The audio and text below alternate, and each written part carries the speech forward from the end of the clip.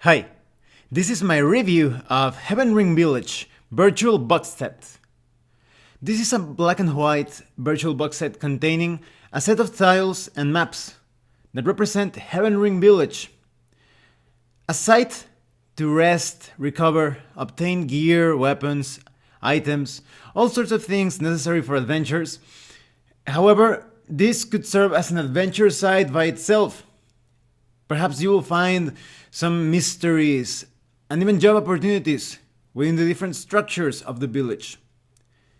As I go into the review, I'm going to talk about the quality and the content at the same time.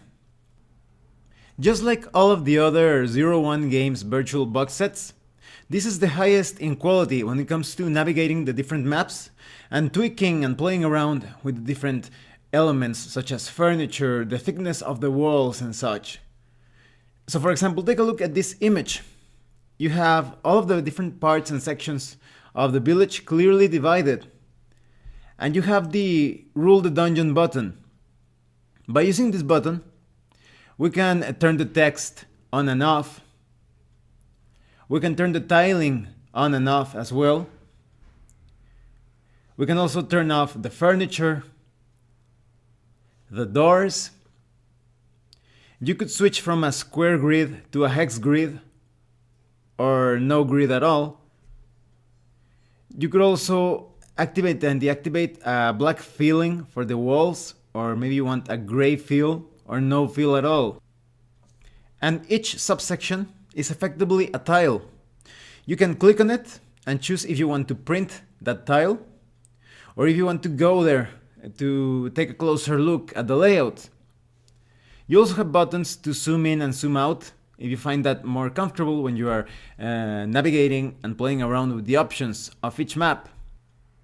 Because within the Heavenring Village box set, you have tiles for every location in the village. You also have a bit of backstory of the different locations, the sites within the village, but also the background story. You have information on how the village exists, of its economy, of the lifestyle. You also have some non-player characters.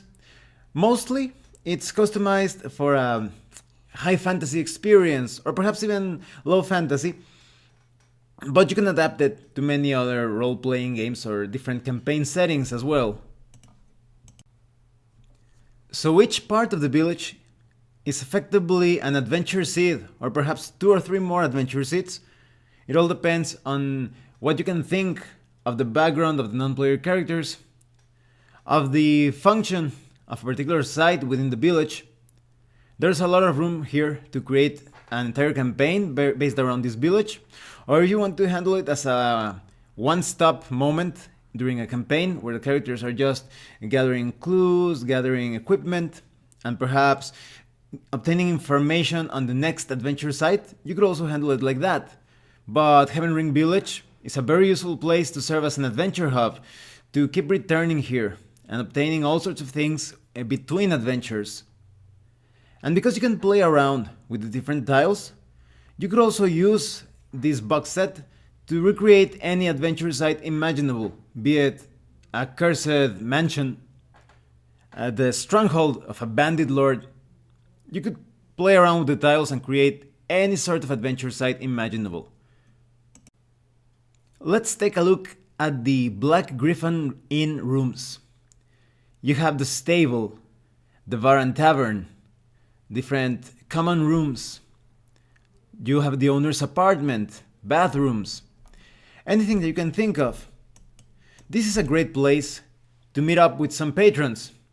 Maybe you will find some allies, some henchmen, or even patrons that will give you your new adventure opportunity, your new quest to perform some heroic deeds, or perhaps some mercenary labors to obtain some glory and riches.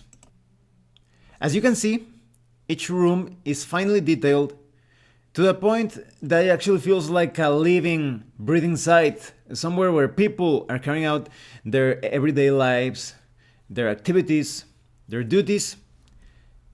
And you could also have some interesting adventures here as well. Perhaps there is a murder mystery going on, Or perhaps the characters are staying at this particular inn and their enemies try to attack them while they are sleeping. So you can use this site for non-combat or combat related encounters and scenarios. And that's awesome.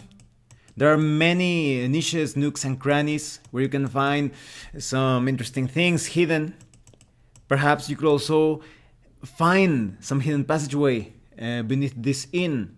You can never know what kinds of mysteries an establishment like this hides. And then we have the cemetery with its crypts, its statue, the morgue, different coffin storage areas.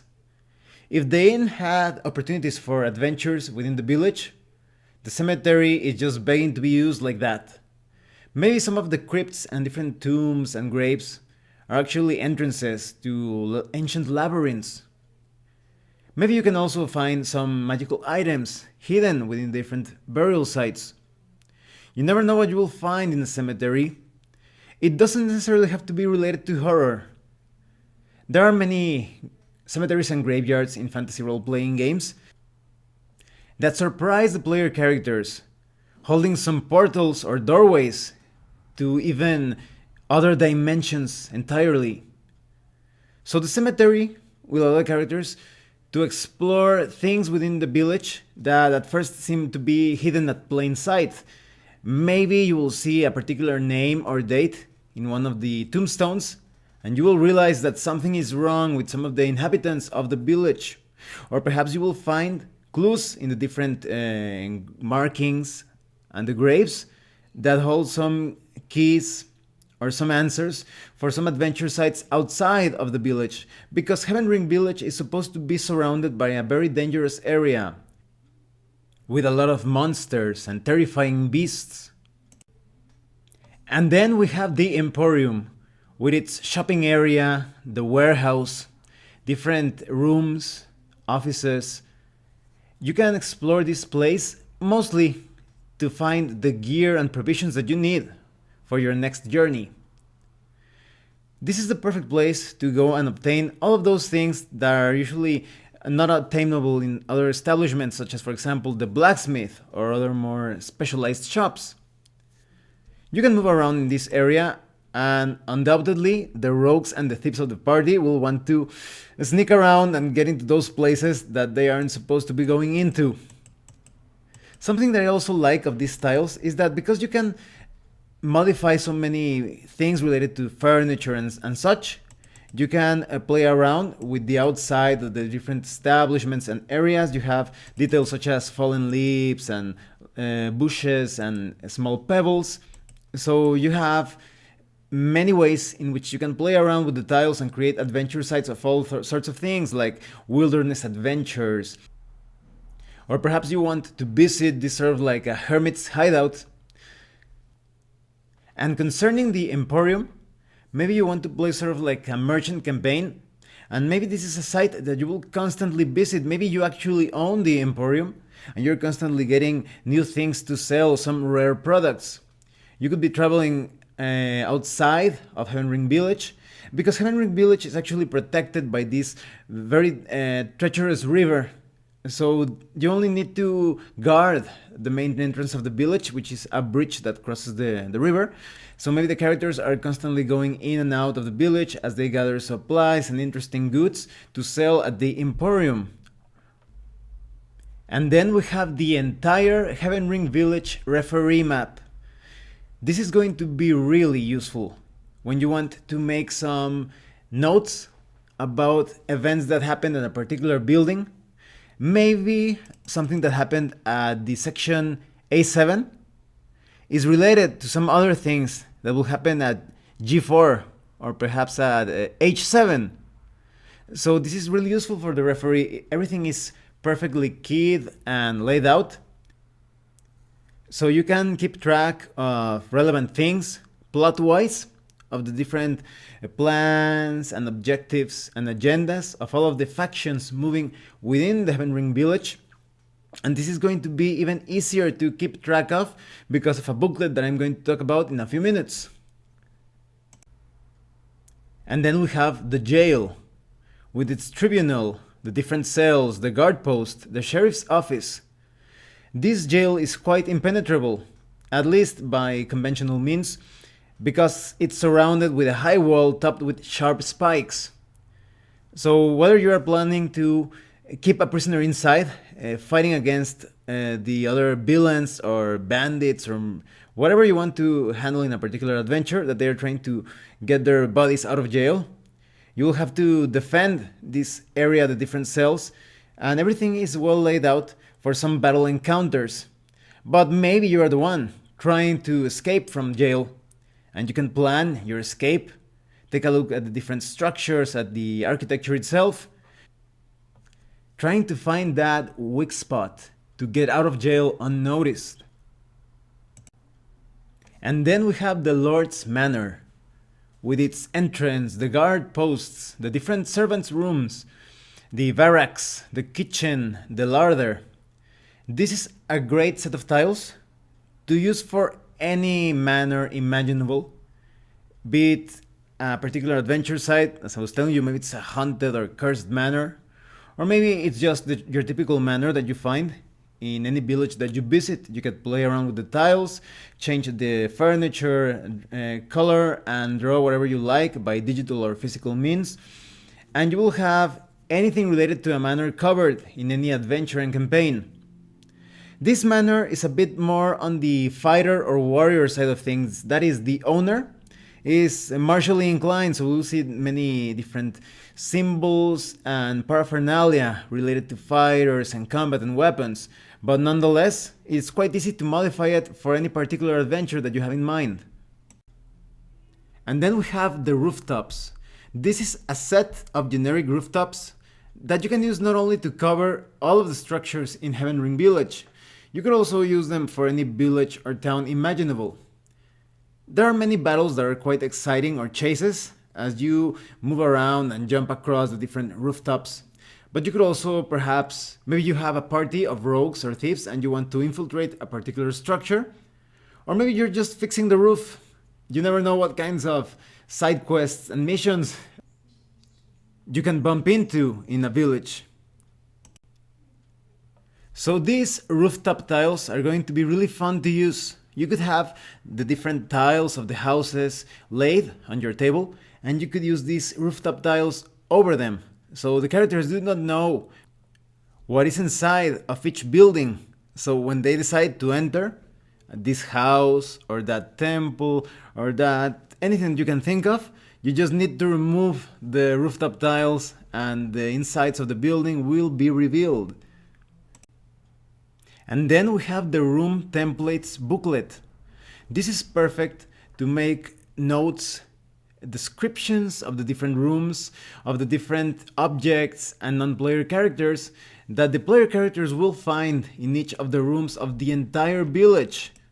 So there are so many, more than 100 entries that you can use to organize your adventure or all of the events throughout the entire campaign. There are many long-term things and effects, causes as well, that could have an impact upon the entire story.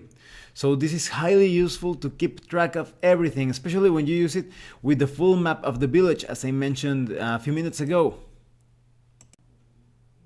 And then we have the smith, with its shop and storage areas, with the forge, and the smith's house, all of the sections of that house. This is the perfect place. Perhaps if you want to own the establishment, because there are a lot of player characters that decide to become blacksmiths or some sort of like magi artificers that are constantly creating metal golems and all sorts of magical weapons and armor. You could be using your smith to create all sorts of things, or if you just want to make business with the owner of the smith, maybe you want to get some rare ores and all sorts of reagents and materials for the forging process. As I was telling you, Heavenring Village is quite suited for fantasy games. So if you want a smith to create even some weird fantasy vehicles of sorts, you could also have some interesting adventures related to the smith and all of the different parts of the establishment. And then we have the temple and school. with the different worship hall sections, the vestry, the waiting rooms, different classrooms, the garden, and you even have a cleric's house with a library, a shrine, a dining room. I think this area is going to be the favorite of more scholarly or clerical type of characters. Even wizards could find some interesting books when they want to research new spells. Or the more academic-minded characters can learn new things in this particular area of the village. But maybe there is a darker secret in the temple. Or maybe the school is actually sort of like an indoctrination camp. Or maybe the cleric's house hides some clue or secret to some ancient temple outside of Heavenring village. And then we have the town hall, with the council hall, the meeting room, the mayor's office, the guard posts, and even the mayor's house, all of the sections of the mayor's house. This is a great place to meet some important personages, not just the mayor. Or maybe you actually want to offer your services for the mayor, maybe there is a greater threat, and your party of adventurers is the only one with the equipment and the skills and the courage to face this terrible threat. You could strike a deal with the mayor, come to an agreement. Perhaps you will gain great rewards, maybe your own place within the village, if you manage to defeat some horrifying and ominous danger. So, with all the different details of the areas of town hall and the mayor's house, who knows, maybe one day you will actually become the mayor of Heavenring village. There are just so many possibilities in Heavenring village. So what do I think of the Heavenring village box set? Well, I think this is a great box set to own if you want something that can represent any adventure site imaginable. Sure, everything is well customized for some village adventures, or just to have a place within adventures or between adventures where you can rest and recover and gain some new weapons, armor, some clues, interact with different non-player characters, with the villagers, but also by playing around with the furniture and the walls and moving the tiles around, the orientation, and perhaps cutting and pasting and making some new tiles out of the existing tiles, you can recreate any site imaginable: dungeons, towers, mansions, castles. The sky's the limit, pretty much. You just need to make a few tweaks and adjustments here and there. And because everything is in black and white, it's quite easy for you, as I was telling you, to color and draw things digitally or physically to create any adventure site that you need for a particular campaign. So I highly recommend that you get Heavenring Village. I also think it's going to be quite useful if you are playing war games or skirmish games. It's always nice to have different options for exciting battlefields. So definitely get the Heavenring Village virtual box set. Well, thanks for watching my review. If you have any comments or questions, please let me know. And remember to check out the links below so you know where to get these and many other virtual box sets. See you later.